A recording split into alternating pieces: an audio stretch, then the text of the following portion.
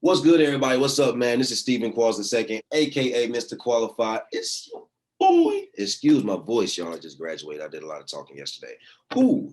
Anyway, we are back for another episode of The Right Quality, and I have my lovely co-host with me today. Ashley Wright the first. You feel me, man? We are back, and we are extremely excited because the playoffs are basically upon us, people. The playoffs are almost here, and I think, well, no, this isn't said every year, but I think this year feels a little bit different, whether it be because of the condensed schedule, whether it be because of where teams may end up. This is going to be a very interesting playoffs.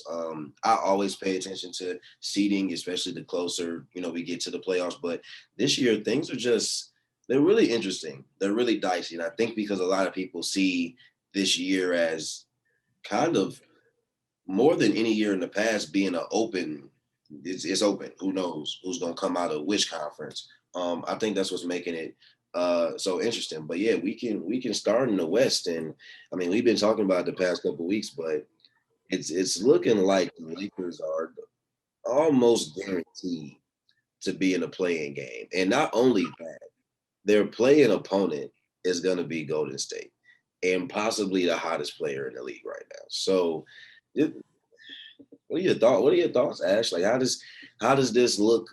For a Lakers organization that's coming off a championship, that's coming off of playing some of the best basketball, bubble or not that we've seen. How does this look for a player, like LeBron, like AD, who well, one, I know they didn't see themselves, being in this position, but how do you think they respond, seeing that this looks like, what the circumstances are going to be?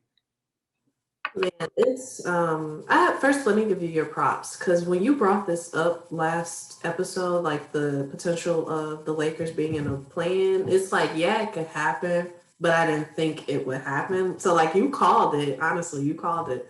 But when it comes to LeBron and AD being in the position that they didn't think they would be in, it's scary. And then it gets scarier when you run up on Stephen Curry and what he's been doing this season. And then you can't just rely on, oh, we're AD and LeBron James. You guys have been so injury prone this season.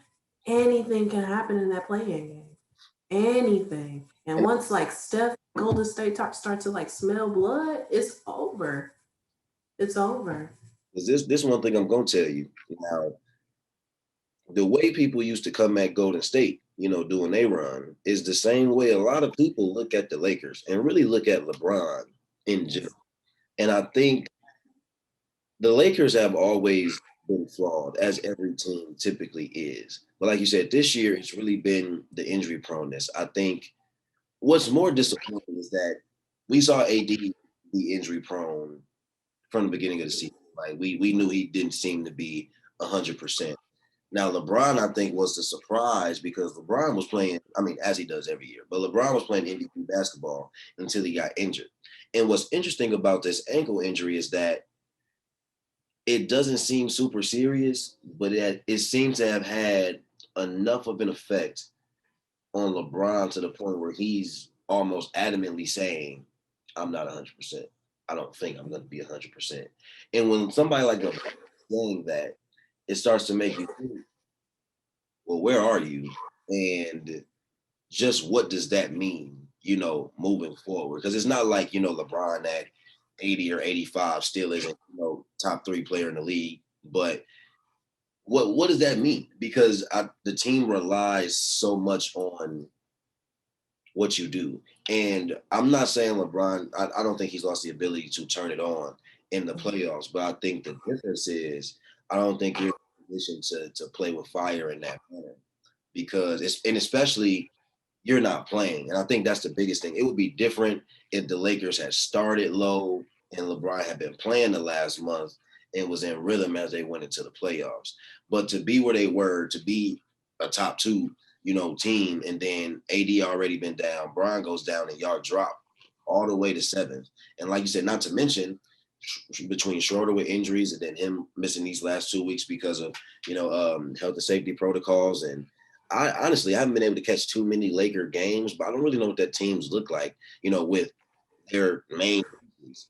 with their main pieces out. And I know they've been able to sneak some games. I know they still have some solid pieces over there, but it's nothing is a guarantee. And again, when you look at who you're potentially gonna have to play, sir. uh, because like I don't what we've seen Steph do this season is unreal. And I mean, in all honesty, for Seth, no, Lord, not Steph, sorry. Seth is with the Sixers. For Steph to be um essentially single-handedly Yes. in this AC Yes.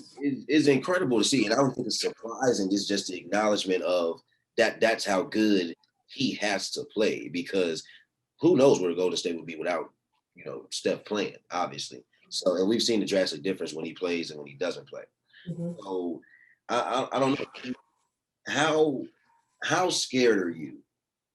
How scared are you for the Lakers with them being in this situation, knowing that AD doesn't seem 100%, or at least is not playing at the level that we know he can. Knowing LeBron is 100% and probably won't be playing again into the playoffs. Knowing they don't have Schroeder yet. Knowing that they probably really won't be where they want to be chemistry-wise when the playoffs start. And then on top of that, it ain't like you had a 1 seed and got a quote-unquote, easy round, even though I don't think it's Mm-hmm. a round.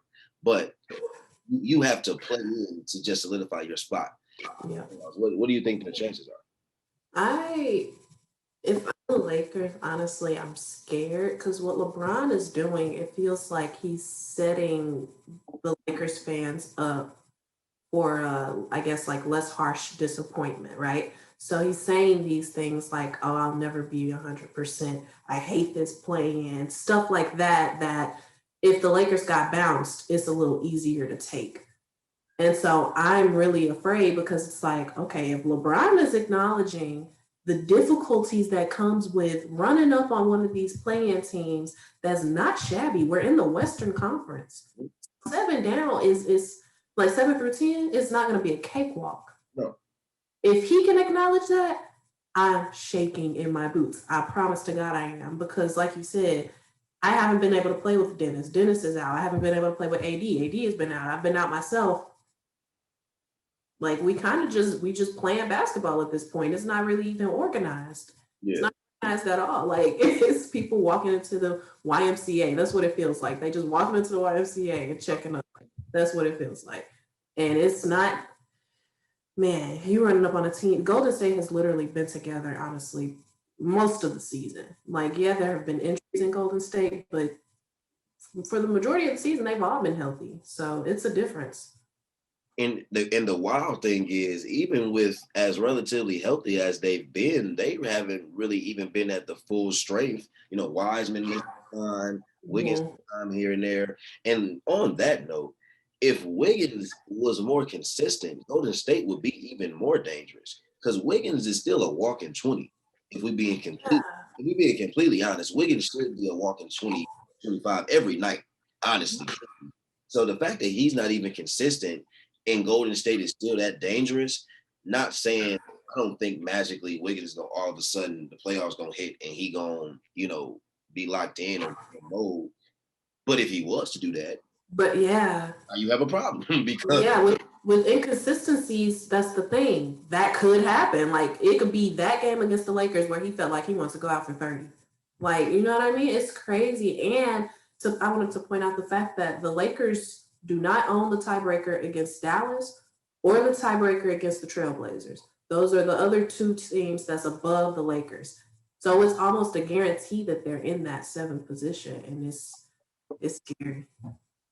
yeah. So that'll be interesting. I do want to know while we're looking at this seven through 10, we've mentioned the Lakers and the Warriors, but we haven't talked about the Grizzlies and the Spurs. So shortly, the Mhm. Grizzlies are only a half game behind the Warriors. So there's a very good chance, depending on how the rest of the season plays out, that the Grizzlies could be in the AC, and that's who the Lakers, because the Lakers have 2.5 games on Mhm.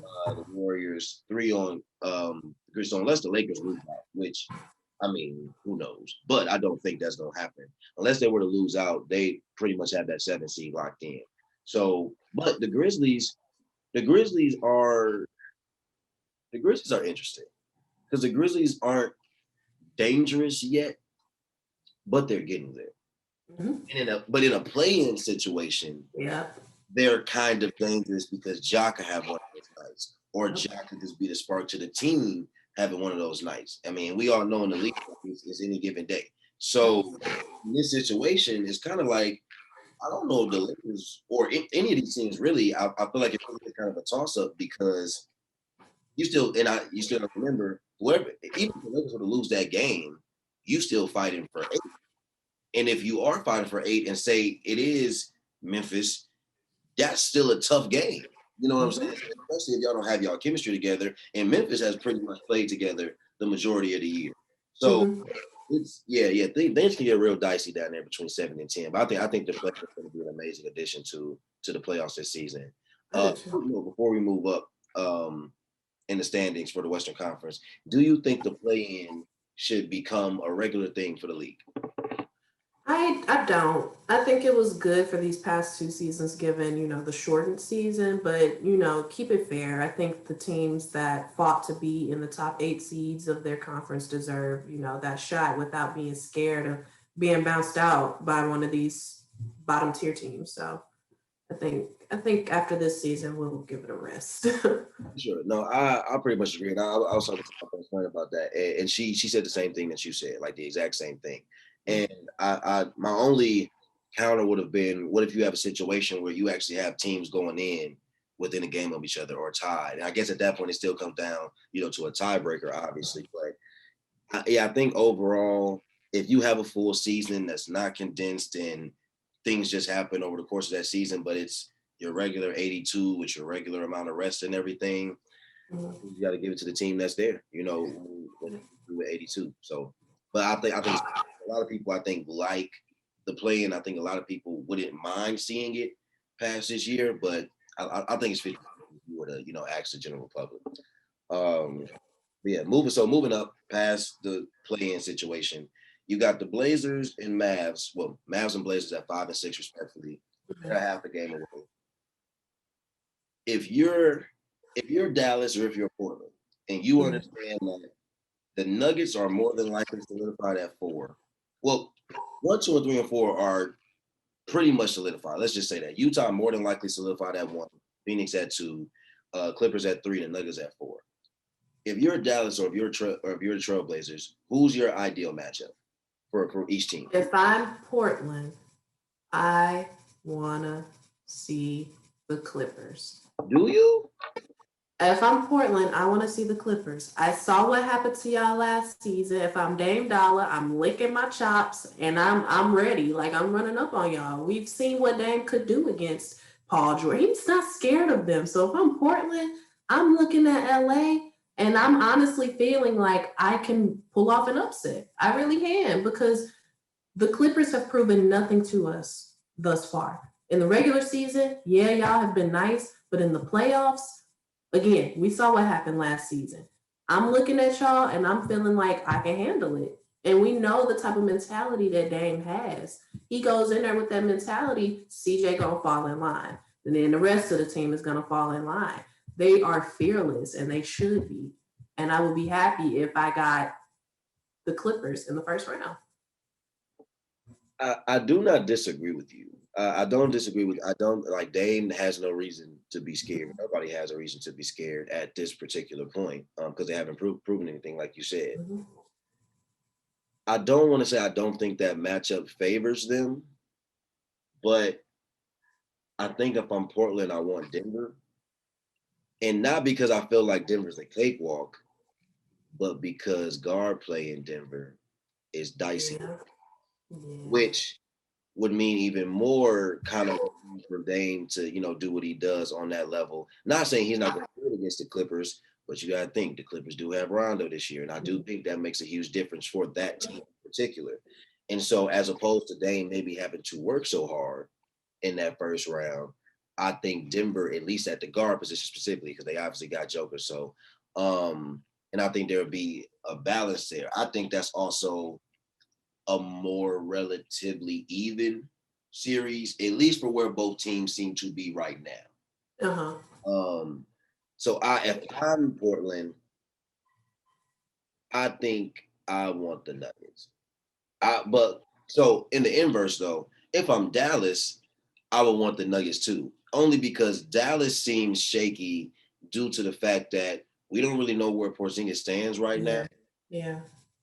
And so without Porzingis being like full blown, like no concerns, like 100%, like we good to go. And I'm not necessarily saying something's wrong, but we haven't been hearing much. We've really just only been hearing about Luka still, and Luka's just not enough to beat the Clippers by himself. So I don't know, but I don't know. I think that 4 or 5 matchup is going to be more favorable to whoever is in the 5 spot. Mm. Um, I think either of those teams can still push the Clippers to at least 6, but we'll just have to see. Do you have a preferred matchup you would like to see? Not no, not necessarily. I think either way it goes, they would both be some great first round series. So no, not necessarily. Yeah, I think the whole first round in the West, and this is Yeah. under the assumption that however it ends up, 7 and 8 will be LA and Golden State in Hmm. some order. Uh, none of these, all these series are going to be great. You tell me the Jazz are going to have to play either the Lakers or Golden State. The Suns are going to have to play either the Lakers or Golden State. The Clippers are going to have to play Dallas or Portland, and the Nuggets are going to have to play Dallas or Portland. So let me ask you this: if LeBron and AD can pull off, getting together and really, I guess, making something shake, if they run up on the Suns, possible. Do you think the Suns should then be scared because they've kind of the Lakers are kind of figuring it out, or you think like, No, the Suns have no reason to be scared because the Suns are not a fluke. The Suns, mm, I'd say this: I'd be scared if I were the Jazz, and not for lack of talent, but because the Jazz players, in my opinion, don't have the same mentality yes, Phoenix does. So for me, the reason Phoenix will never be scared is because you have Chris Paul and you have Devin Booker. That though they just aren't the type of player like we talked about in the last episode. They just aren't the type of players to fear anything. Like we all know how CP operate. CP don't care who you are.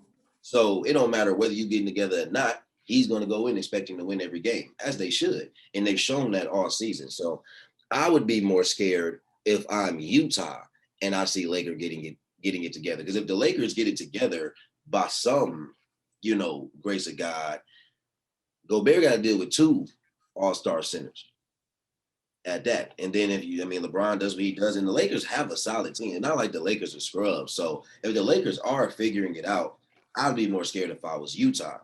If I'm Phoenix, though, it's going to be a great matchup regardless. But Phoenix's chemistry level is way levels ahead of LA at this point. So no, I'm not scared if I'm Phoenix. If I'm Utah, though, I might be shaking my boots just a little bit, just a, yeah, yeah. just a little bit. But do you have a dark horse that you think is going to come out the West? Do you have a pick?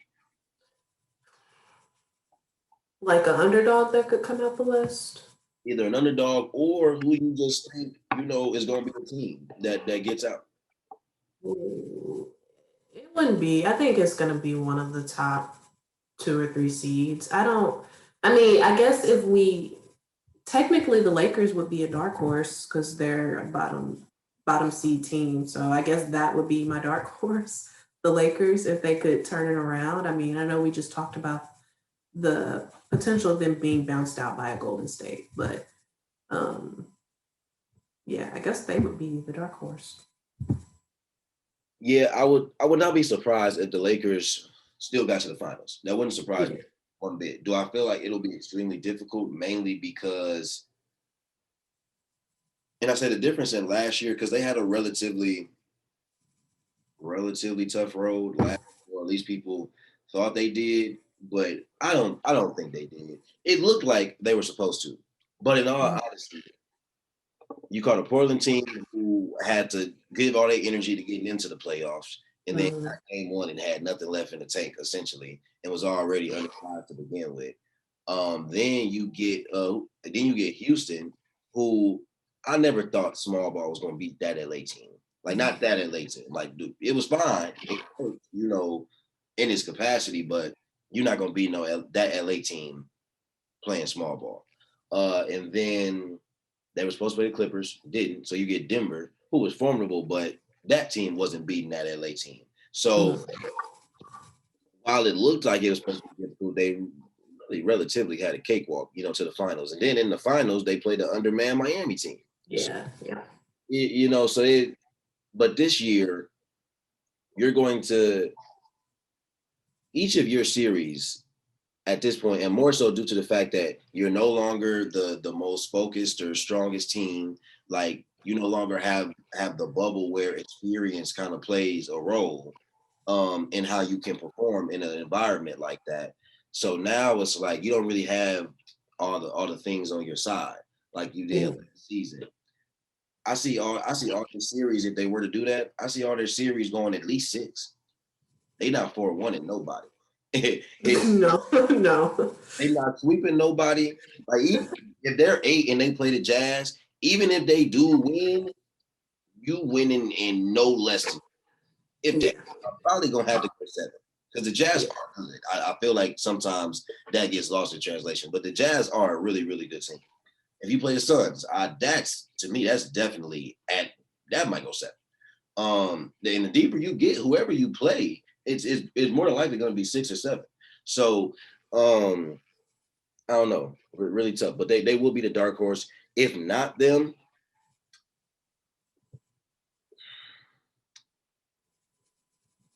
probably gonna say the Suns.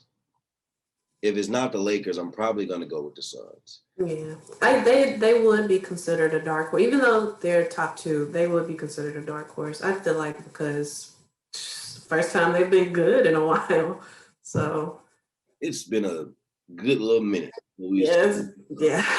Oh, been a good little while. Mm, I mean, what Book been there for 6 years? yeah, yeah. It's been a while. It's been a while, and before he got there, I don't think we were talking about them much. So, Nope. Even I think even it's been since a little bit before they traded Nash. yep, been that So, long. Yeah, it's been that long. long time. Long Been a time. while. About a decade at this point, and a little bit over. Yeah, honestly, for real. Yeah. No, that's exciting to see though. Glad they made their way back into the conversation. Switching gears, going to the other conference, we go to this East. Now, usually there's not much to talk about in the East, right? But Mhm. this year, the East is interesting on a lot of different levels. It's interesting on a lot of different levels. And I mean, and we'll do it the same way we did the West. So we even started to play it. Now, things are still a little dicey over here. So right now, the Celtics currently sit in the 7th seed. Me and you were talking about it before we, started recording. I mean, the Heat only have a game on them, and they actually have a back-to-back this week. So I'm going to pretty much assume, obviously, whoever gets those games, obviously is going to have a tiebreaker, and that's going to pretty much determine 6 or 7. Yep. So the rest of the play-in teams include the Hornets, the Wizards, and the Pacers. Now we talked about Russ last episode, but the Wizards and I saw Bill might have had a hamstring injury last. Yeah. I hope it's not. I really hope it's not something super serious. But the Wizards have been playing. Let me say this. Let me not say they've been playing amazing basketball because they still haven't been playing no defense. But they have been winning games. Mm-hmm. Have been winning games. Are you scared of Washington in a play-in scenario? If I'm Boston, yes. Yes. This season for Boston, I am willing to say that this season for Boston has been a disappointment. And if I'm Boston and if I play Russell Westbrook and Brad Beal, Listen, okay, listen. without saying, it goes without saying. That because Russ is playing out of his mind. Like it doesn't make sense what he's doing. It makes no sense at all. Bill too. Like Bill's been doing it all season. But remember, early in the season, we were talking about. Remember around the All-Star break, we were like, "Is this a year Russ doesn't make the All-Star game? Like, is Russ?" Yeah, We were saying Russ is out of his prime. I said that. Clearly, I was wrong. But like what he's doing is insane, and what he tapped into, what triggered this, I don't know.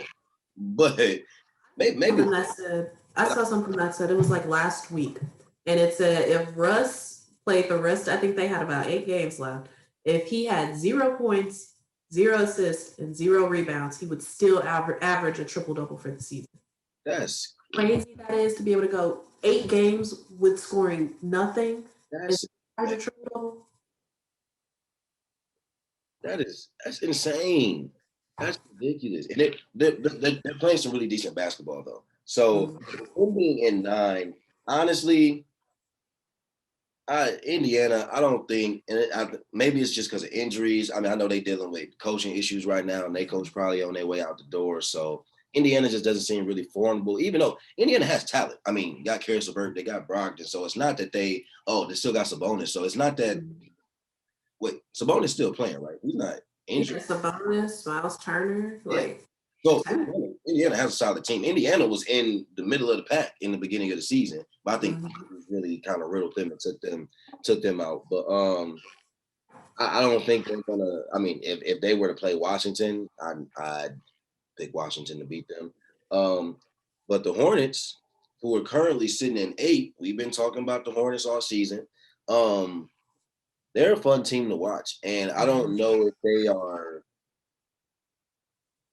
If they get into the playoffs, I don't think they're beating anybody in a 7-game series. But in this play-in situation, a one-off game, I think they could beat all 3 of them teams. yeah, I'm willing to say the same thing. I'm willing to say the same thing. And I honestly feel like it's all like having LaMelo Ball back is amazing because obviously they were able to hold their own while he was out. They didn't slip out of playoff position. They were always going back and forth between that 8 and 9 seed anyway.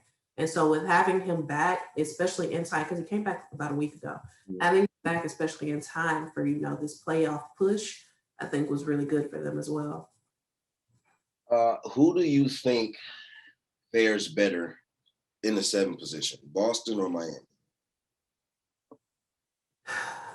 I think Miami would be better in the 7 position because you said Washington's 10, right? So Miami would end up playing Washington. Washington is 9. Who's 10? Oh, okay. Well, if I'm either of those teams, if I'm Boston or Miami, then being in the 7th position isn't going to. I'm not frightened by. Well, 7. So remember, 7 plays 8, and 9. 7 plays 8. 7 plays. 7 plays 8. The winner of 7-8 gets 7 seed. The loser of 7-8 plays the winner of 9. Yeah, 9 and 10. 8. Okay, so if I'm Miami and Boston, they're 7 and 8. Miami and Boston. Yeah, well, Miami and Boston are 6 and 7. So whoever 7 will more than likely have to play Charlotte. Oh. Yeah. If I'm Boston, I don't even want to see Charlotte. Nope. I don't want to see Charlotte. I don't want to see Washington. I don't want to see either of them. So yeah, Miami will probably pray to God Miami is in that seed. Boston's best bet is to get that 6 seed. Yeah. In all honesty, because they've been so shaky this season that I don't want to leave anything up to chance in a situation for them. Miami has been more inconsistent than they've been shaky.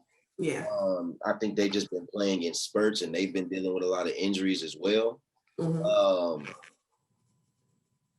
But yeah, so I know I completely agree. If I'm Boston, I'm trying to avoid that playing situation at all costs. Now, what's interesting here is moving out of the 7 through 10. So Miami only has a game on Boston. And Miami is only a half game behind Atlanta. So if Atlanta, well, actually, let's look at this. From 4 to 6 is a game. So the Knicks have a half game on the Hawks. The Hawks have a half game on the Heat. Mhm. They're real tight. If you add the Celtics, it's only 2 games between all 4 of them teams. Okay. So that 4 through 7 can look a lot of different ways depending on how this week goes. I don't see any of these teams necessarily losing all of their games. I mean, I can run through them right quick. If you're the Knicks, the rest of your games include the Clippers. They'll play the Clippers on today, which is Sunday. They play the Lakers on Tuesday. They play the Spurs on Thursday, the Hornets on Saturday, and the Celtics on Sunday. Yeah, those are all games that you have to be up for, really up for. Yeah, Those are easy games, I would say. and Even the Spurs. yeah, they should get the Spurs. I think the Knicks Lakers game will be really interesting. I wonder. I I don't know how they do against the Clippers. It's not like a impossible schedule, but it's relatively tough given where they are and the fact that they don't really have that spot solidified by technicality. Mhm. So that's going to be really interesting. Um, the Hawks, they have the Wizards twice, the Magic, and then the Rockets. Oh, they should be good. They should be good. And what really for both of those teams, the Wizards and the Hawks, these are very, very important games. Yeah. So that's interesting. The Heat, they obviously, like I was telling you, they have the Celtics today. Well, today being Sunday, they have the Mhm. Celtics Tuesday. They have the Sixers, the Bucks, and the Pistons. That's the Heat. That's the Heat. Yeah. So it's this week in the NBA is going to be major because if Mhm. you like there are once you get past the top 3 or 4 in each conference, everything is still relatively up for grabs.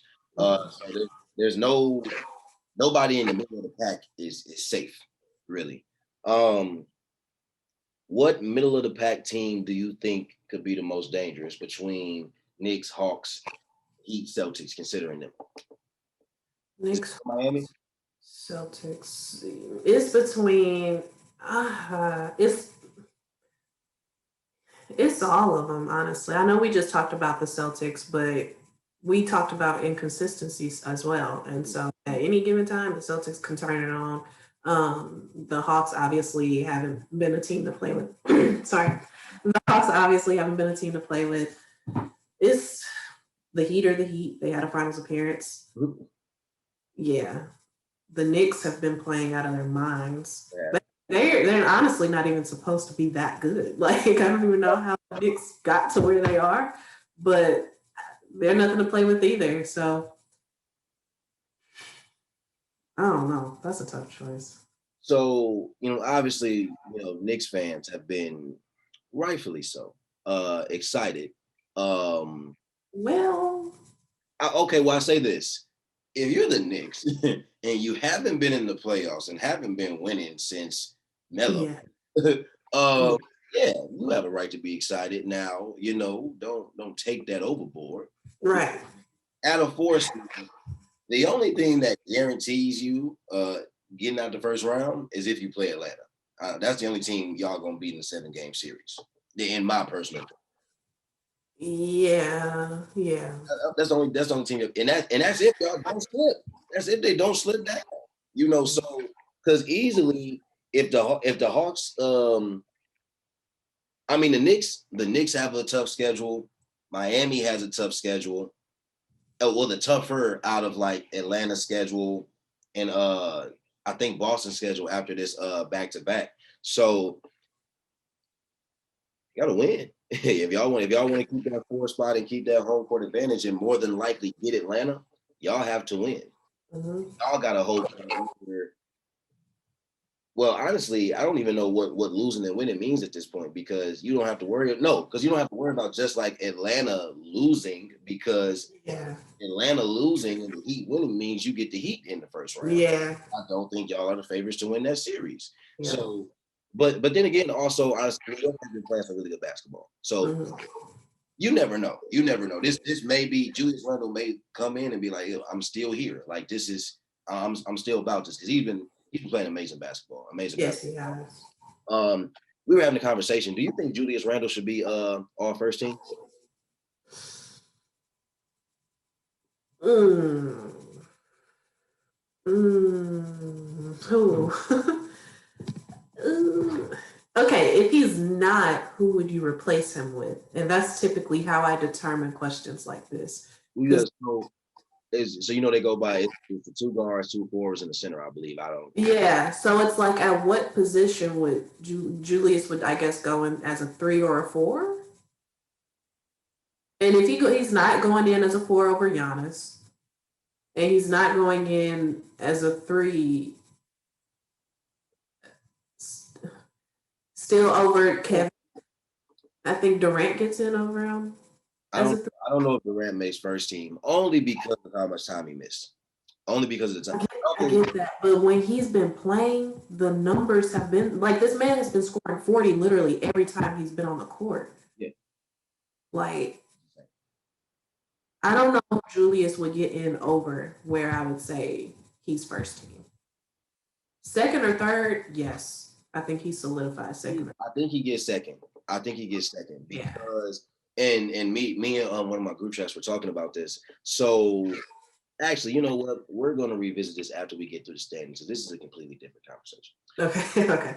But okay, so finishing off the standings. So we talked about that middle of the pack. So now let's get to those top three teams in the East. And this is where I really have my takes that I want to. So Philly been playing good all season. They pretty much got one on lock at this point. So now where things really have been getting interesting is this 2 and 3 with Brooklyn and Miami. So this past week, we know they had a back-to-back. Milwaukee won both games, and me and you were talking about this offline, of course. But there looks to be like there's a difference in this Milwaukee team. And y'all, I don't know if y'all been listening. I've been saying this all season. Been telling y'all. I'm not worried about the regular season. We dropped a lot of games we probably shouldn't have dropped. There was that stretch where we lost 5 games in a row with Drew out. It happens. I think the Bucks this year have made it a point to prepare for the playoffs, which I want to argue that they weren't necessarily doing in seasons past. I'm not saying it was just like, oh, let's go win every game, but I think they kind of like they didn't switch things up. They didn't prepare anybody. They didn't prepare the team for a playoff push, and I don't think they really understood the difference in the regular season and the playoffs when teams have multiple games to actually focus only on what you're doing and not worrying about their next opponent or getting off a road trip or whatever the case may be. This year, not only have I feel like I've seen them make that difference or make that change. You got to look at who they've brought in over the season. You get Drew for nothing, virtually. Before the season starts, which I said from jump was going to be a major move and was a major upgrade from Bledsoe. So that was already that. Then you go and somehow we get PJ Tucker. And I think people, I don't think people understand PJ is that type of player. Like he's that type of player on championship caliber teams where you don't need PJ to score a lot, but his presence means the world, especially when you are defending. And the Bucks have continued to be a really good defensive team. I would say they've even gotten better with the additions. Drew's the top 5 defender in the league, period, hands down. PJ Tucker, elite. Still got Lopez back there. Still got Giannis. So you have elite defenders on the court. You snag Jeff Teague, and nobody's talking about this, but when you're talking about depth, like for me, Teague is somebody who can get minutes in the playoffs. And if you need a true backup to Drew, I don't think there's a relatively large drop off. Like obviously Teague isn't Drew defensively, but you need somebody to come in and still be able to run an offense or get some buckets. Teague can do that. So Teague's coming off the bench for you. Tucker's coming off the bench for you, and we still haven't talked about the player DiVincenzo, who I've always liked his game, and he's been playing well all season. Connaughton has always been somebody I liked, and I feel like he's gotten better and more comfortable with the players. And Bud has let the bench play like throughout the season to get comfortable. You've seen games where the starters just sit and he plays the bench, but they need that. So in case he has to call on their numbers or he has to go a little bit deeper into his bench, they can. I feel like they'd be comfortable.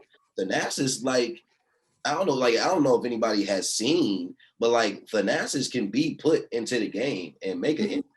Like he ain't finna probably go get hurt, but as another bigger body, a relatively solid defender, an energy guy, you're going to need those type of people. So I think there is a difference in the Bucks as you were speaking to, but was there anything else you wanted to add to that or anything else as far as how the team is looking that I didn't touch on? No, you literally made every point that's worth making about the Bucks this season. Like you said, I think people sleep on the addition of PJ Tucker.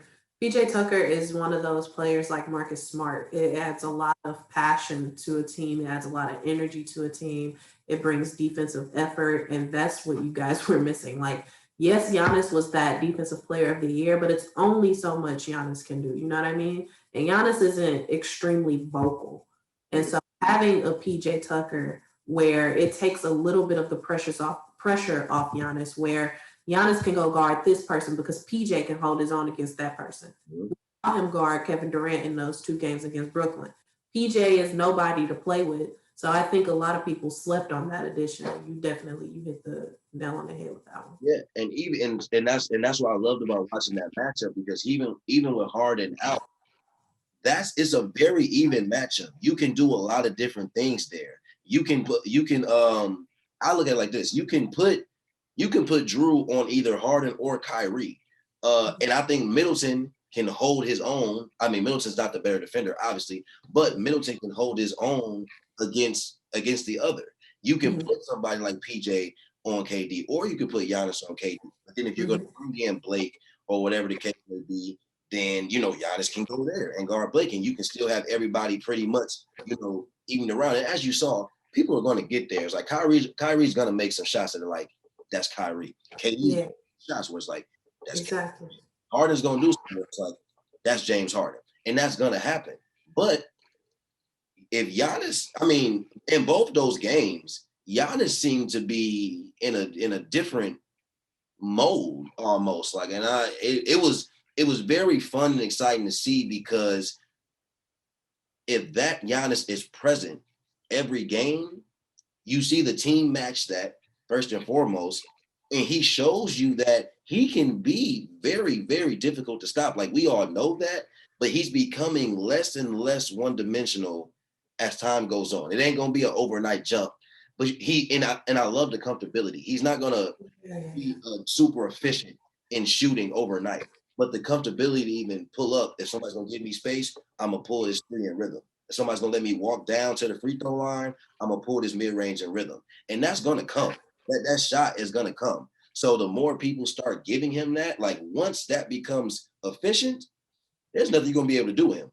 People equate like good defense with the amount of points you allow someone to score. But when it comes to these big names, like you mentioned, Kyrie Irving, Kevin Durant, they're going to get there. So really the good defense comes late in the game where, it's fourth quarter, it's crunch time, and these players aren't allowed to be, the ice cold players that they are. A player like PJ Tucker can definitely stop a Kevin Durant or a Kyrie Irving when it comes down to those last second shots. And I think that's where PJ Tucker adds a lot to the Milwaukee Bucks.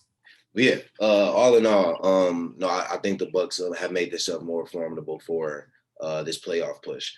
But focusing more on Brooklyn, we've been talking about Brooklyn all season. Obviously, there's so much to talk about with them. But this skid, well, I don't know if it's a skid, but the struggles they've been having toward the end of the season. They lost 2 to the Bucks, and they lost to somebody else. I can't remember who. Dallas. They lost to Dallas. And then they just beat Denver. But I think that's probably the toughest part of their schedule moving forward, for the rest of the season. And they'll finish at 2 or 3. Obviously, the only I still don't want the Bucks to play the Heat in the first round. So I really just hope the seeding works out in that regard. But um, we'll see. What it looks like when Harden comes back. We haven't gotten a timetable for him specifically, but we know he'll probably be back for the playoffs. Do you have any fears or concerns for Brooklyn as they enter the playoffs? Not necessarily. I think it's just no, actually no, because we've seen how they were able to integrate James Harden into the lineup. When he was traded in the middle of the season. So there aren't any fears. It's just how well can you do that for a second time? I think would be the biggest question for Brooklyn. Do you think they will have difficulty when teams have time to really sit there and come up with schemes and study how to stop them? And I more so mean for the teams that actually have the bodies and the talent to do so. I mean, we know that if you just don't have the talent to match them, it doesn't really matter what you do. They're probably just going to be able to outscore you. But if they're playing a Philly, if they're playing a Milwaukee, I mean a healthy Miami, even just people who have the talent to even create schemes to kind of slow them down. How do you think that will affect Brooklyn? Um, Not much. Like, I'm not gonna say Brooklyn is indestructible or anything like that. Like, Brooklyn can be beat, obviously, but I'm not scared if I'm Brooklyn. Like, there's no fear from any of these other teams, honestly, that I have. So yeah, not much from Brooklyn. Not much. Fair. Do you think people are sleeping on Philly? Yes, I think a lot of people forget who Philly coach is. They made a coaching change. It's Doc Rivers. Doc Rivers obviously is a finals coach. He won the finals. So just seeing what he's been able to do with Embiid and with Ben Simmons, I think a lot of people are asleep on the fact that Doc has really made some changes in Philadelphia. They weren't the number one seed these past couple of seasons where they've been good. They've been a top seed, but not number one. That's the difference, obviously. So they're trending forward. Huge difference, and they didn't slip at all. Even when Embiid had the injury scare, and even though we haven't heard much about Embiid since the injury, I don't think his production has dropped immensely. His name just hasn't been mentioned in those at least MVP conversations like they were earlier in the season.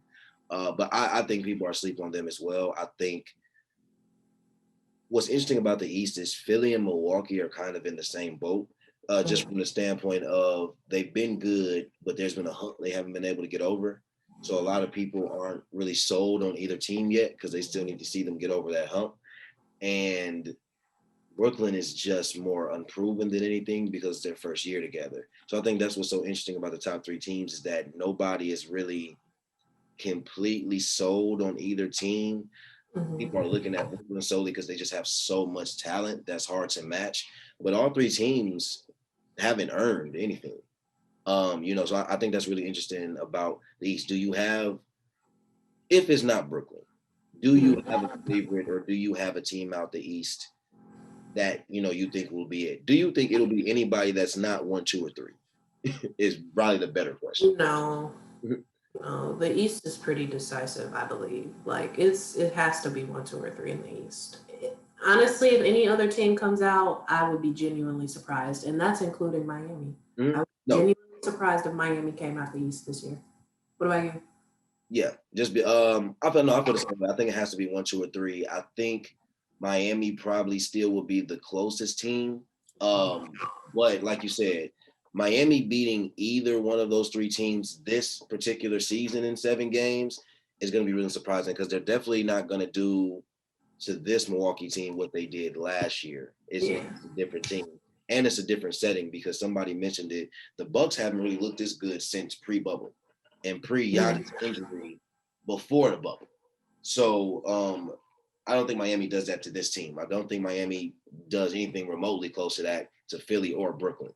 So yeah, it has to be one of those 3. And I think the East won't really get interesting until we see who the second round, maybe. Maybe. I think it depends because I think it depends on if we're going to get, is it going to be those three teams, and then which other team? Basically, Mhm. I think that's what's going to come down to. But I think it'll get interesting then because Philly's going to get. Well, I mean, it depends on who that lower seed is, but somewhere in there, the Bucks and Nets are probably going to meet in the second round, more than likely. So it's going to get really interesting. And then whoever plays Philly, I think that's going to be a really, really good series as well. I think Embiid has a lot to prove this season. Simmons as well. Well, Philly in general has a lot to prove. So I think it'll be really interesting to see how hungry they look come playoff time. But yeah, that's just kind of been our playoff preview summary. There's still a lot, left to be decided. There are, for a lot of teams, at minimum 4 games left this week. So Mhm. there's a lot that's still to be decided in terms of seeding, who's going to be where, the play-in, all of that. So really excited for this week to see where everybody ends up, to see what the play-in will actually look like, and see how everything looks when it's all said and done. So any last thoughts or words on the season as it wraps up, or on anything else that we touched today? No, I just want to emphasize the fact you said it earlier in this episode. This week is probably the most important week for a lot of teams in the NBA. Like, this is going to determine a lot of seeds and where a lot of teams end up being when it comes playoff time. A lot of hard schedules left too. Like, it's 4 or 5 games left, but them 4 or 5 games, they ain't not no joke. So. And I don't know if they planned it this way, but I'm trying to figure out how certain teams got these last 5 games set up like this. Like the Mhm. Heat, that's who would have thought that your last 5 games are the Celtics twice, like the Sixers, the Bucks, like all of this to decide whether you're going to be in the play-in or not, like who you're going to get, like all of that, like all the games are so meaningful. Would have thought the Lakers, in this schedule would have been Yeah. the way it was, like all of that. So yeah, it'll be really interesting to see. And I think my last thing will be, even for a lot of those teams that are in those situations, like, and have stars like, look, Brooklyn, like Harden will be back come playoff time. The Lakers, Brian and AD will be back, and Schroeder come playoff time. Like these teams will have kind of like all their pieces, but like, what would that look like? Because we haven't really seen that, all season. So it's gonna be really interesting. I can't wait. I'm gonna try to catch as many games as I can this week for sure, because they're gonna mean a lot, and I feel like a lot of them are gonna be really good games. So yeah. Yeah, we are going to get out of here. We don't have a moment of clarity this week, but we will be back. We will definitely, once everything is finalized and said and done, we'll definitely be getting into that. And then again, once the playoffs start, we're going to be going round by round. So each episode will probably be a little bit more in depth, and we'll be touching on, every single matchup from that round, and kind of dissecting it and getting deep into it. But yeah, that is it. We are recording this on Mother's Day, so we both are going to get out the jam and go celebrate some mamas. Yeah. Yeah, but yeah. Other than that, y'all have a great week, man. Please catch some games this week. Is going to be incredible and amazing. Make sure y'all are tapped into that, because they should be good. And if you have no other words, Ashley, right the first. We gonna say peace and say la vie, and see y'all next week. We'll see y'all next week, man. We'll catch y'all later. Peace.